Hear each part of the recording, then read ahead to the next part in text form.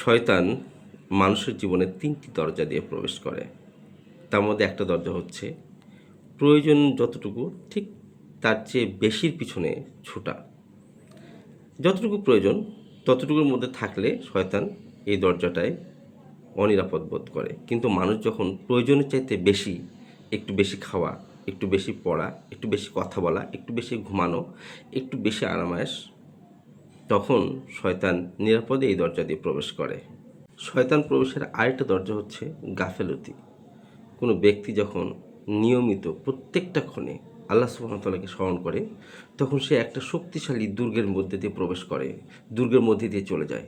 কিন্তু যখনই আল্লাহ স্মরণ থেকে সে গাফেল হয়ে যায়, তখন শয়তান সেই দুর্গের মধ্যে দিয়ে অনায়াসে প্রবেশ করে এবং ব্যক্তির জীবনকে আস্তে আস্তে কঠিন থেকে কঠিনতর করে তোলে এবং দুনিয়ার প্রতি তার প্রীতি ভালোবাসা বাড়িয়ে দেয়। তৃতীয় নম্বর দরজা হচ্ছে অহেতুক বিষয়।